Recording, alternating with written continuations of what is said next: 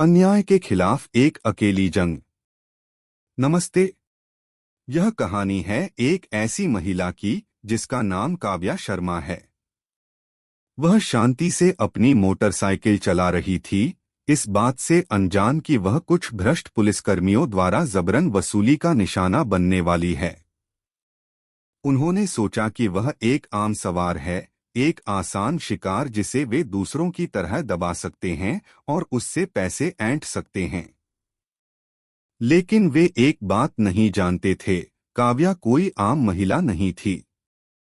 उस दिन दोपहर में सूरज सीधे सिर पर था और उसकी गर्मी से जयपुर दिल्ली हाईवे का डामर पिघल रहा था, मानो सड़क कांपती हुई गर्म हवा की लहरों में सांस ले रही हो।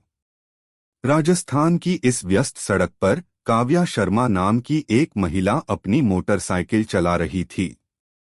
उसके सिर पर एक काला हेलमेट ठीक से लगा हुआ था और उसने एक डेनिम जैकेट पहन रखी थी ताकि उसकी त्वचा चिलचिलाती धूप से बची रहे।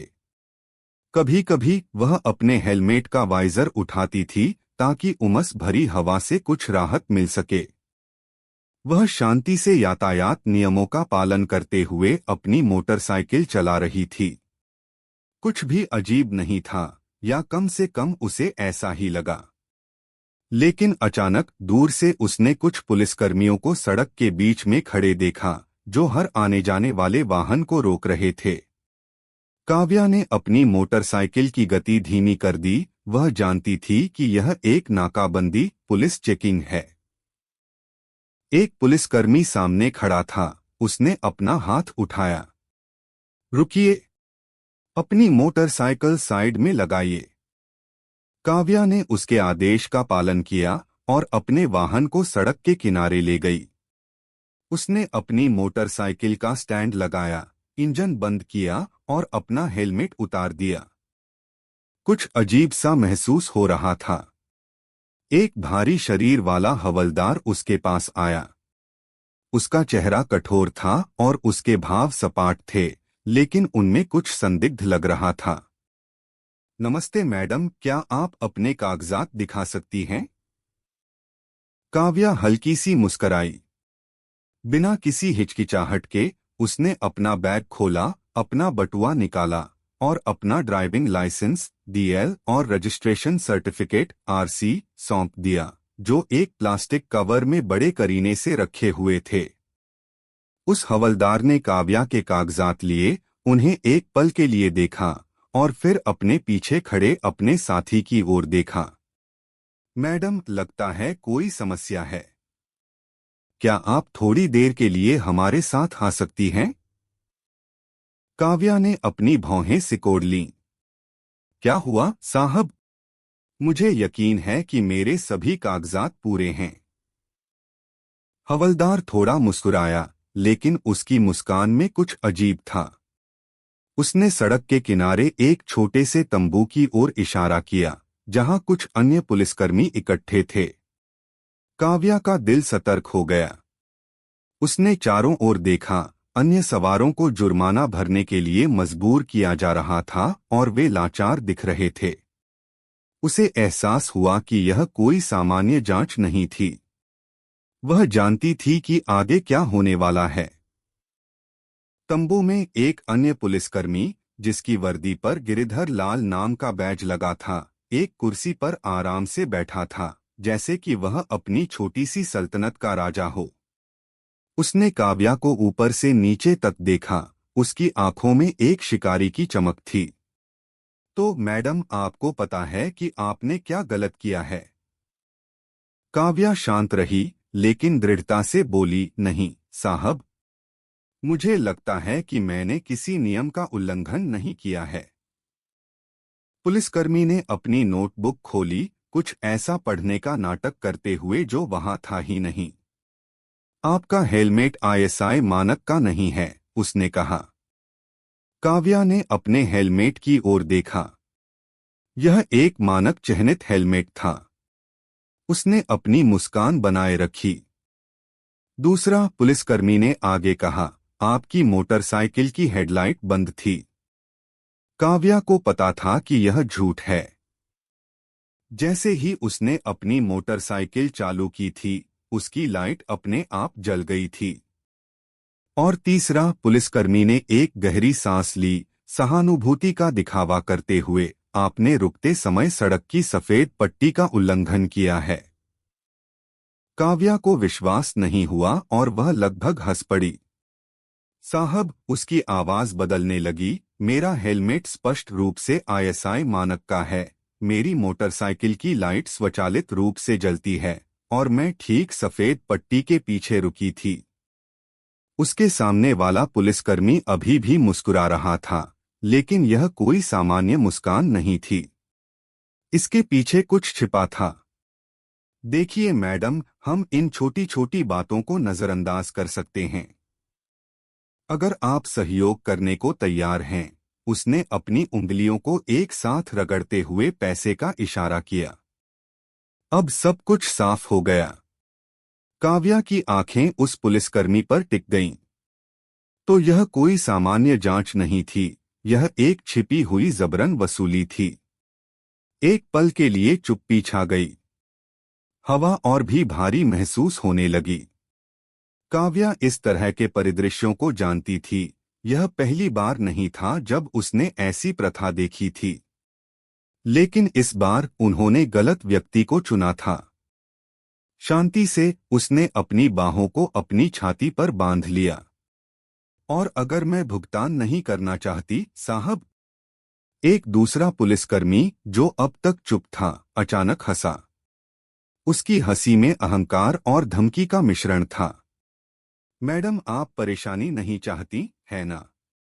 या तो आप जुर्माना भरें या हम आपकी मोटरसाइकिल जब्त कर लेंगे। चुनाव आपका है। उनकी बातें किसी सामान्य चेतावनी की तरह नहीं थीं, बल्कि एक धमकी की तरह थीं, जैसे कि वे किसी ऐसे व्यक्ति से बात कर रहे हों जिसके पास कोई अधिकार नहीं है। अपने धैर्य की सीमा पर पहुंचकर भी काव्या ने खुद को शांत रखा। लेकिन उन्हें इस बात का एहसास नहीं था कि वे एक सोए हुए शेर को जगा चुके हैं। तंबू के अंदर का माहौल और भी तनावपूर्ण हो गया। काव्या के सामने 3 पुलिसकर्मी खड़े थे। उनके शरीर का हावभाव बहुत ही लापरवाह था। वे यह करने के आदी थे। उनके लिए यह सिर्फ एक और शिकार था जिसे निचोड़ा जा सकता था, एक और सवार जो बिना किसी लड़ाई के हार मान लेगा। भारी शरीर वाले पुलिसकर्मी ने अपने साथी की ओर देखा और अपना गला साफ किया। देखिए मैडम, उसने अपनी आवाज को जितना हो सके नरम बनाते हुए कहा, जैसे कोई बाजार में मोलभाव कर रहा हो। हम भी इंसान हैं। हमें भी अपना पेट पालना है, खर्चे चलाने हैं। तो अगर आप थोड़ी मदद कर दें तो यह मामला लंबा नहीं खींचेगा। काव्या अभी भी चुप थी, उसकी आंखें स्थिति का आकलन कर रही थीं। जिस पुलिसकर्मी ने पहले बात की थी वह थोड़ा आगे झुका। उसकी आवाज अब और भी धीमी थी। अगर आप भुगतान नहीं करना चाहती तो हमें आपका चालान काटना पड़ेगा। लेकिन अगर आप थोड़ा सहयोग करें। उसने अपनी जेब से कुछ 100 रुपए के नोट निकाले और उन्हें धीरे धीरे हिलाया। तो हम इसे यहीं सुलझा सकते हैं। आसान है ना? काव्या ने अभी तक कोई प्रतिक्रिया नहीं दी। उसके अंदर उसे महसूस हो रहा था कि कुछ सतह पर आ रहा है। यह डर नहीं था, यह घबराहट नहीं थी, बल्कि यह गुस्सा था। एक ठंडा, नियंत्रित गुस्सा। क्या सोच रही हो मैडम? जल्दी करो, हमारे पास पूरा दिन नहीं है, तीसरे पुलिसकर्मी ने कहा। उसकी आवाज में अब फुसलाने की जगह दबाव था, मजबूरी की जगह धमकी थी। काव्या ने अपनी ठुड्डी उठाई। उसकी आंखों ने उन तीनों को एक एक करके देखा। और तभी एक पुलिसकर्मी ने कुछ ऐसा किया जो उसे नहीं करना चाहिए था। उसने अचानक अपना हाथ बढ़ाया और काव्या की जैकेट को कंधे से पकड़ लिया। चलो जल्दी करो। उसका स्पर्श कठोर था और उस एक पल में काव्या का सारा धैर्य और आत्मनियंत्रण जिसे वह बनाए रखने की कोशिश कर रही थी, बिखर गया। काव्या को लगा कि वह पल धीमी गति में बीत रहा है।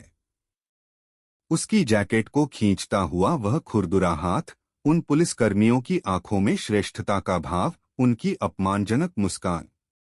वे नहीं जानते थे, उन्हें इस बात का एहसास नहीं था कि कुछ ही सेकंड में सब कुछ बदलने वाला है, बहुत बुरी तरह बदलने वाला है।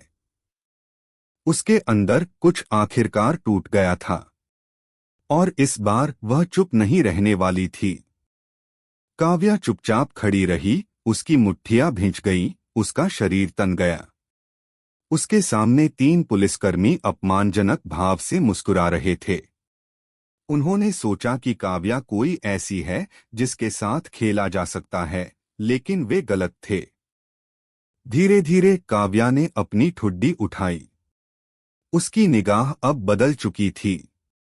यह डर की निगाह नहीं थी, न ही उलझन की, बल्कि यह एक ऐसी निगाह थी जिसने उन पुलिसकर्मियों को बिना एहसास हुए एक कदम पीछे हटने पर मजबूर कर दिया। अपना हाथ हटाओ, काव्या ने कहा। उसकी आवाज धीमी थी, लेकिन दबाव से भरी थी। जिस पुलिसकर्मी ने उसकी जैकेट खींची थी, वह चुप हो गया। उसका हाथ अभी भी कपड़े पर था। क्या? मैंने कहा, हाथ हटाओ, काव्या ने अब और भी ठंडी आवाज में दोहराया। पुलिसकर्मी ने अपनी जीभ से एक आवाज निकाली और बेरुखी से अपनी पकड़ छोड़ दी। बड़ी अकड़ है तुझमें। काव्या ने अपने कंधे सीधे किए और उन पर एक एक करके तीखी नजर डाली। तुमने कहा मेरा हेलमेट मानक का नहीं है, उसने पूछा। उसकी आवाज पहले से कहीं ज्यादा शांत थी। नियम दिखाओ। किसी ने जवाब नहीं दिया। तुमने कहा मेरी मोटरसाइकिल की लाइट बंद थी, उसने आगे कहा। उसकी आवाज अब और तीखी थी। यहां रुकने से ठीक पहले मैंने खुद अपनी मोटरसाइकिल की परछाई में रोशनी देखी थी। अपना आरोप फिर से दोहराओ।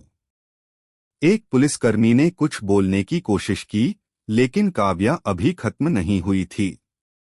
तुमने कहा मैंने सड़क की पट्टी का उल्लंघन किया। अब उसकी आवाज और भी मजबूत हो गई, जबकि मैं ठीक उस लकीर के पीछे रुकी थी जिसे तुमने खुद बनाया है। उसकी निगाह और भी पैनी हो गई।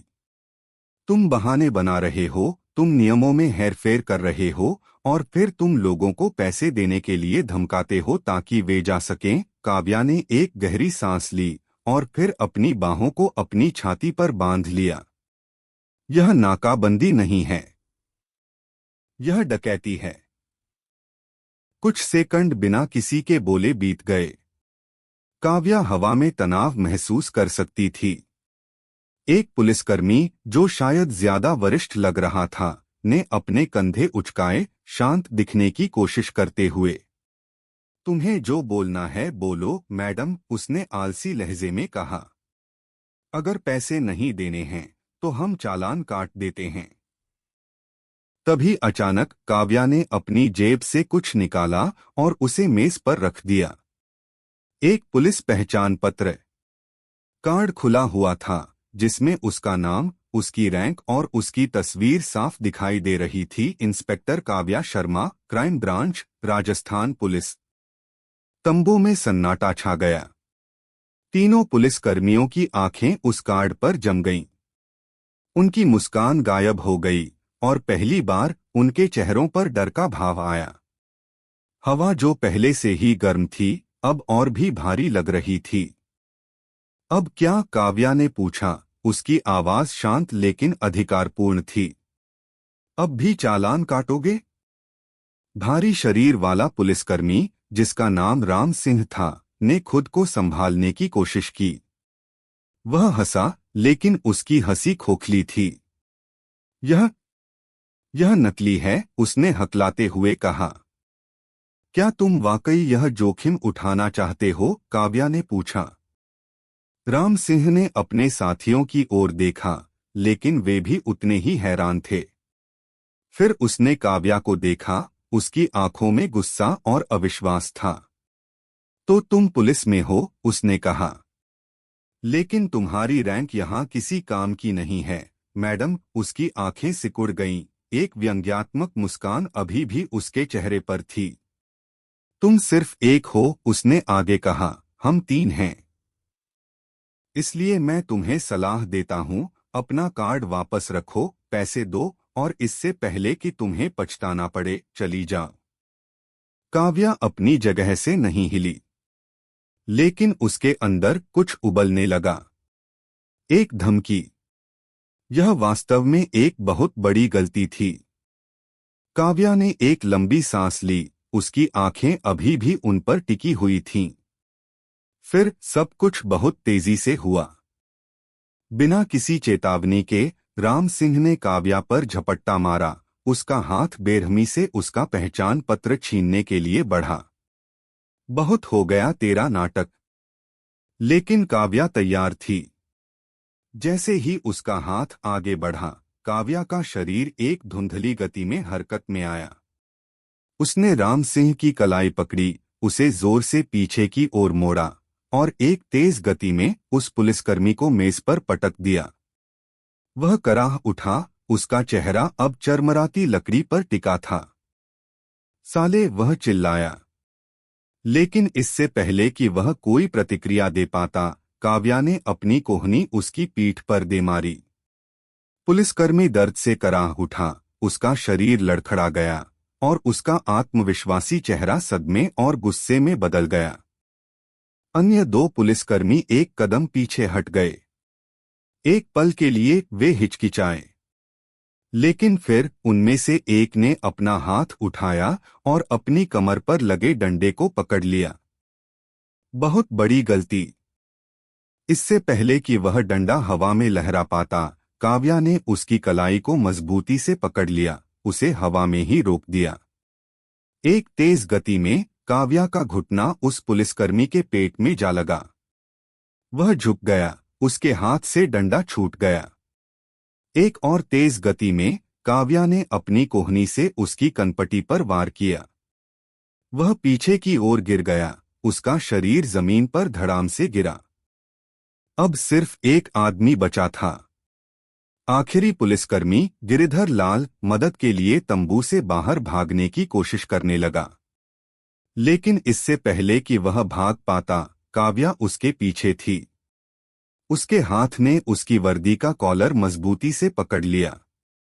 एक झटके में उस पुलिसकर्मी को पीछे की ओर खींच लिया गया और वह तंबू के एक खंभे से जा टकराया। काव्या उसके पास गई, उसकी आंखें ठंडी और अधिकार से भरी थीं। उसने जमीन पर हांफते हुए पुलिसकर्मी को देखा। मैंने तुम्हें एक मौका दिया था, उसने कहा। उसकी आवाज धीमी लेकिन धमकी से भरी थी। लेकिन तुमने गलत रास्ता चुना। तीनों पुलिसकर्मी जमीन पर पड़े थे, दर्द से कराह रहे थे। उन्होंने उठने की कोशिश की, बहाने खोजने की कोशिश की, लेकिन काव्या जानती थी कि उसे आगे क्या करना है। उसने बिना किसी दया के उन्हें देखा और एक तेज गति में उसने अपनी जेब से अपना फोन निकाला। स्क्रीन की रोशनी जली। एक नंबर डायल किया गया और कुछ ही सेकंड में दूसरी तरफ से एक आवाज आई। इंस्पेक्टर शर्मा। काव्या की आवाज शांत और नियंत्रित थी। मुझे लोकेशन पर बैकअप चाहिए। यहाँ 3 भ्रष्ट पुलिसकर्मी हैं जिन्हें हिरासत में लेने की जरूरत है। उन्हें लगा कि वे इस सड़क पर राज कर सकते हैं, लेकिन वे भूल गए कि कानून के सामने वे सिर्फ कायर हैं। उस अस्तव्यस्त तंबू के अंदर 3 भ्रष्ट पुलिसकर्मी जमीन पर पड़े थे, दर्द से कराह रहे थे और इससे भी बदतर अपमानित महसूस कर रहे थे। काव्या शर्मा, जिस महिला को उन्होंने एक आसान शिकार समझा था, अब उनके ऊपर एक अथॉरिटी के रूप में खड़ी थी। उसका फोन अभी भी उसके हाथ में था।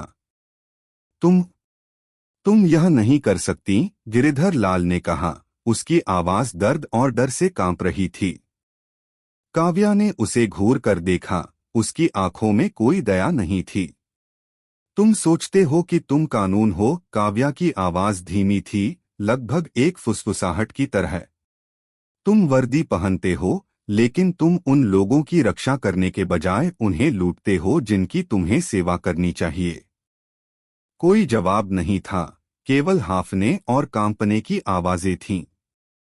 काव्या गिरधर के पास झुकी, उसकी निगाहें चुभने वाली थीं, उसकी आवाज बर्फीली थी। कितने लोगों से तुमने पैसे ऐंठे हैं? कोई जवाब नहीं था। काव्या ने उसका कॉलर पकड़कर उसे और पास खींच लिया। कितने? पुलिसकर्मी हकलाया। बस। बस खाने पीने के खर्चे के लिए। काव्या एक पल के लिए चुप हो गई। फिर एक झटके के साथ उसने पुलिसकर्मी के शरीर को वापस जमीन पर धकेल दिया। वह पीछे हटी, उन्हें घूरते हुए जो अब हिलने की हिम्मत नहीं कर रहे थे। तुम्हारी शपथ, उसने कहा, उसकी आवाज और भी गहरी और भी खतरनाक थी। तुमने खुद अपनी वर्दी को धोखा दिया है। अब वे पुलिसकर्मी सिर्फ डरे हुए नहीं थे, वे घबरा गए थे, क्योंकि वे जानते थे कि यह अंत है। तंबू के बाहर पुलिस की कई गाड़ियों के सायरन की आवाज तेज होने लगी और वे रुक गईं। काव्या को अब कुछ और करने की जरूरत नहीं थी, क्योंकि न्याय अब खुद बोलेगा। वर्दीधारी अधिकारी तंबू में घुसे और जो दृश्य उन्होंने देखा उससे वे चौंक गए। तीनों भ्रष्ट पुलिसकर्मियों को पकड़ लिया गया, उन्हें हथकड़ी लगाई गई और अब उनके पास भागने का कोई रास्ता नहीं था। लेकिन उनमें से एक आदमी अभी भी अपनी किस्मत से लड़ने की कोशिश कर रहा था। राम सिंह, वही भारी शरीर वाला आदमी जिसने पहली बार काव्या को पकड़ा था, उसने अपनी हार मानने से इनकार कर दिया। उसका चेहरा लाल था, उसकी आंखें गुस्से से भरी थीं। मैं ऐसे हार नहीं मान सकता, वह चिल्लाया। एक झटके के साथ उसने पास की मेज पर लात मारी और किसी तरह अपना एक हाथ हथकड़ी से छुड़ा लिया। नए आए पुलिसकर्मी चौंक गए। एक वरिष्ठ अधिकारी चिल्लाया, उसे पकड़ो। लेकिन बहुत देर हो चुकी थी। राम सिंह पूरी ताकत से एक घूंसा लेकर काव्या की ओर लपका। बदतमीज औरत। लेकिन उसी पल काव्या बहुत तेजी से हरकत में आई। वह नीचे झुकी, उस घूंसे से आसानी से बच गई और सेकंड के भीतर काव्या का दाहिना मुक्का राम सिंह के पेट में जोर से लगा। उसका चेहरा तुरंत कठोर हो गया, उसकी आंखें चौड़ी हो गईं और उसके फेफड़ों से हवा एक पल में गायब हो गई। वह पीछे की ओर लड़खड़ाया, लेकिन काव्या अभी रुकी नहीं थी। वह घूमी और एक सटीक गति में काव्या की कोहनी उस आदमी के जबड़े पर भयानक सटीकता से लगी। सब कुछ धीमी गति में होता हुआ लग रहा था।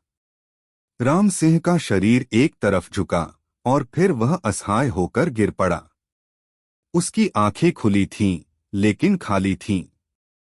सन्नाटा। सब लोग चुप थे, काव्या को हैरान भाव से देख रहे थे। एक वरिष्ठ अधिकारी, एक डीएसपी, आगे बढ़ा, उसकी आंखें गोल हो गईं। हे भगवान, वह फुसफुसाया। काव्या अभी भी सीधी खड़ी थी, उसके हाथ धीरे धीरे नीचे आए। उसने एक गहरी सांस ली और उसके चेहरे पर जो गुस्सा था वह एक ठंडे, पेशेवर भाव में बदल गया। इंस्पेक्टर शर्मा, डीएसपी ने कहा, उसकी आवाज में अविश्वास था। यह आत्मरक्षा थी, लेकिन वह धीरे धीरे बोला, यह मत कहना कि उसने अपना थूक निगला। तुम एक मुक्केबाज हो। काव्या धीरे से मुड़ी, उसकी निगाह अभी भी पैनी थी और सपाट आवाज में उसने जवाब दिया, मैं पूर्व राष्ट्रीय बॉक्सिंग चैंपियन हूं। खामोशी। कुछ सेकंड बीत गए और अंत में अभी भी होश में मौजूद पुलिसकर्मियों में से एक ने धीरे से कराहते हुए कहा, धत तेरी की, मुझे पता था कि आज हमने गलत पंगा ले लिया। जमीन पर पड़ा राम सिंह का शरीर इस बात का सबूत था कि वे किससे उलझे थे।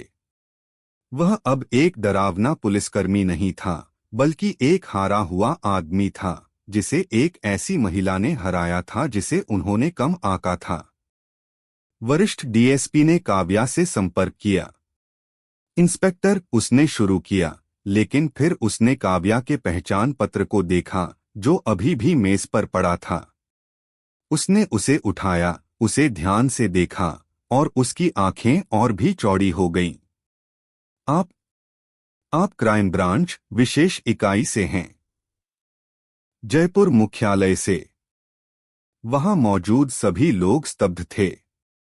भ्रष्ट पुलिसकर्मियों को अब एहसास हुआ कि उन्होंने सिर्फ एक पुलिस अधिकारी पर हमला नहीं किया था, बल्कि उन्होंने पुलिस विभाग के एक बहुत ही उच्च पदस्थ अधिकारी से पंगा लिया था। डीएसपी ने अपना माथा पीटा। मैडम, हमें नहीं पता था कि आप एक गुप्त ऑपरेशन पर हैं। काव्या ने एक धीमी सांस ली, उसकी निगाह नहीं बदली। मैं सिर्फ एक एथलीट नहीं हूं, डीएसपी साहब। मैं इस क्षेत्र में भ्रष्ट पुलिसकर्मियों की गिरफ्तारी के ऑपरेशन की प्रभारी हूं। कुछ ही सेकंड में तीनों भ्रष्ट पुलिसकर्मियों को गश्ती कार की ओर ले जाया गया।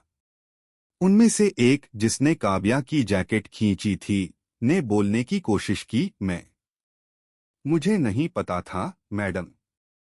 लेकिन इससे पहले कि वह अपना वाक्य पूरा कर पाता, एक कांस्टेबल ने उसे चुप करा दिया। अब चुप रहो, उन्हें हिरासत वाली गाड़ी में डाल दिया गया।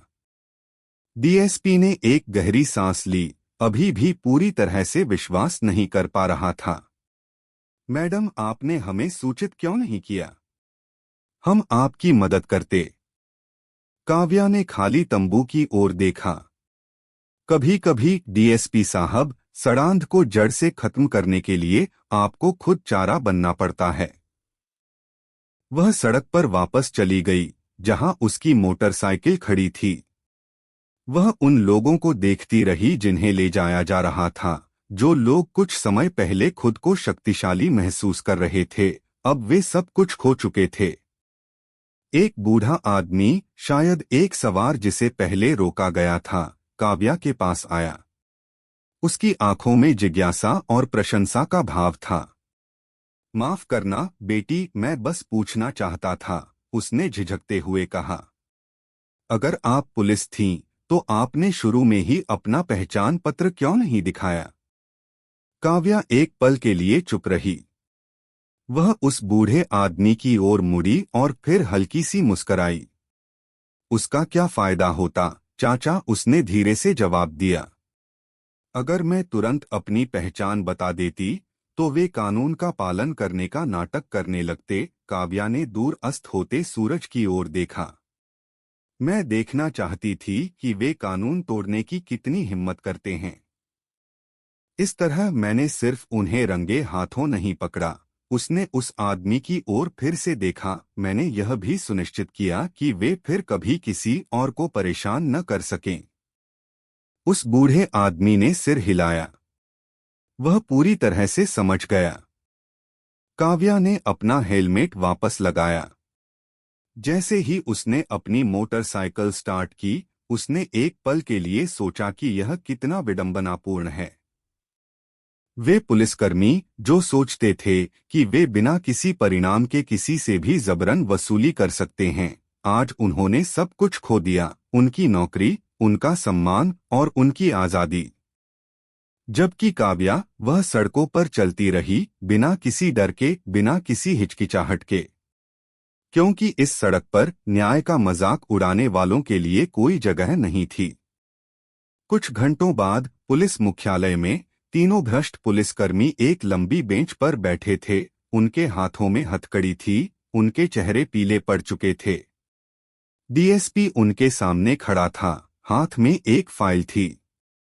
तुम जानते हो कि तुम यहाँ क्यों हो? उसने ठंडी आवाज में पूछा। जबरन वसूली, सत्ता का दुरुपयोग और एक वरिष्ठ अधिकारी पर हमला। उसने एक गहरी सांस ली। कुछ ही मिनटों में तुम्हें आधिकारिक तौर पर पुलिस बल से बर्खास्त कर दिया जाएगा। तुम पर आम नागरिकों के रूप में मुकदमा चलेगा। दरवाजे पर काव्या खड़ी थी, उसका चेहरा शांत था, उसकी आंखें पैनी थीं। वह मेज के पास आई। उसने उन तीनों को देखा और कमरे की खामोशी में उसने अपने अंतिम शब्द कहे। उस सड़क पर तुमने सोचा था कि तुम किसी से भी पैसे ऐंठ सकते हो, बिना किसी परिणाम के, बिना पकड़े जाने के डर के। आज तुमने सीखा कि कानून के साथ खिलवाड़ नहीं किया जा सकता। वरिष्ठ अधिकारी ने दरवाजे पर मौजूद गार्डों को सिर हिलाया। इन्हें ले जाओ। भ्रष्ट पुलिसकर्मियों को कमरे से बाहर ले जाया गया। अब कोई विरोध नहीं था, कोई लड़ाई नहीं थी। डीएसपी ने काव्या की ओर देखा और धीरे से सिर हिलाया। शुक्रिया, इंस्पेक्टर। काव्या बस हल्की सी मुस्कराई। यह मेरा कर्तव्य था, साहब, उसने धीरे से कहा। फिर वह मुड़ी और चली गई। बाहर आसमान साफ था, सड़कें अभी भी व्यस्त थीं, लेकिन अब उस जगह पर कुछ अलग था।